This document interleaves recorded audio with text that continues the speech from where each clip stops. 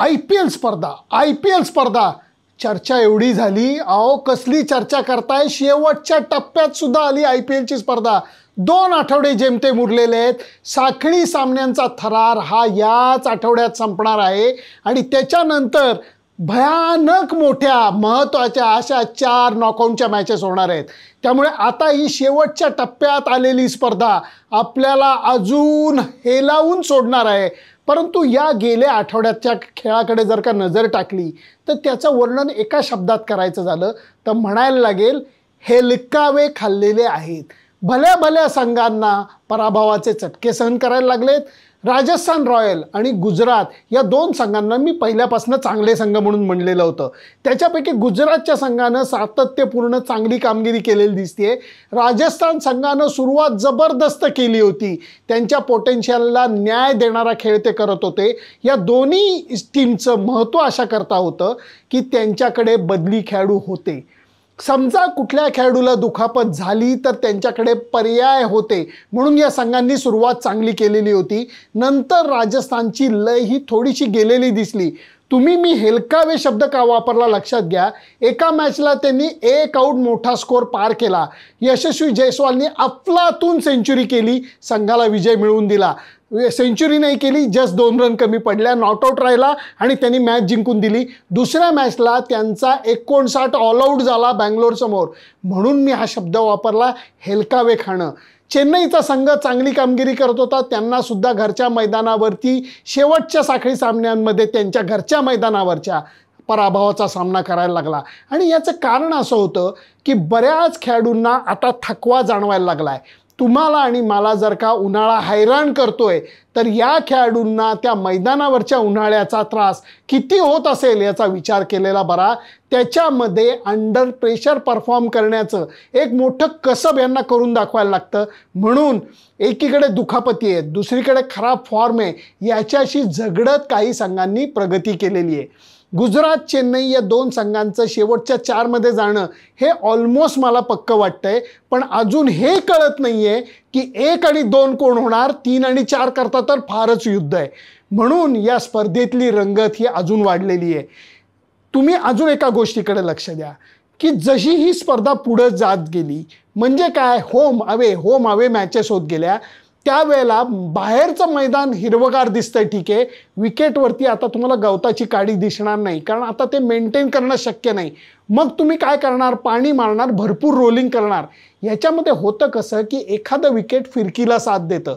तुम्ही कलकत्ता संघाचं बघा, 3 लेग स्पिनर त्यांच्याकडे खेळतायत, वरुण खेळतोय, सुनील नरीन खेळतोय, अजून एक नवखा लेग स्पिनर त्यांनी संघात घेतलेला आहे। आणि त्याचबरोबर गुजरात संघाच्या यशामध्ये सुद्धा ग्लोबल सुपरस्टार राशिद खानचं फार मोठं योगदान आहे। ज्या संघांनी चांगली कामगिरी करून दाखवली आहे त्यांच्याकडे सुंदर स्पिनर आहेत, ते चांगला मारा करतायत, म्हणून त्यांना यश मिळतंय। राजस्थानच्या यशामध्ये सुद्धा अश्विन आणि त्याबरोबर झॅम्पा आणि युजवेंद्र चहलचं योगदान हे तुम्ही विसरू शकत नाही। याच्यामध्ये होतंय काय, आता शेवटच्या टप्प्यामध्ये स्पर्धा आलेली असताना कोणालाही असं नाही आहे सिट बॅक रिलॅक्स आपण गेलो 4आत, ही मजा सुद्धा आहे, कारण या मजेमुळे ही स्पर्धा अजून तीव्र झालेली आहे। लोकांच्या दृष्टीने चित्त थरारक असे हे शेवटचे साखळी सामने आपल्याला बघायला मिळणार आहेत।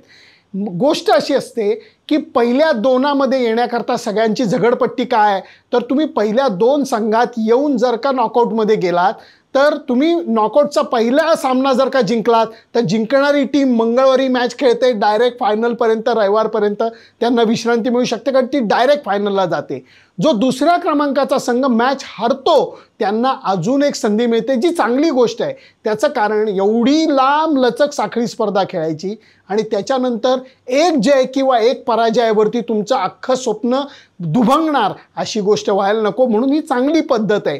3-4 वाल्यांना मात्र 1 मॅच खेळून तुम्हाला फायनलमध्ये जात नाही, तुम्हाला 2 सामने जिंकून फायनलमध्ये जायला लागतं। आणि त्यामध्ये तुम्ही जर का एक सामना हरलात तर आऊट, डायरेक्ट आऊट, म्हणून 1-2 करता ही झगडपट्टी झालेली दिसते। आणि म्हणून या सामन्यातली चुरस ही वाढलेली आहे।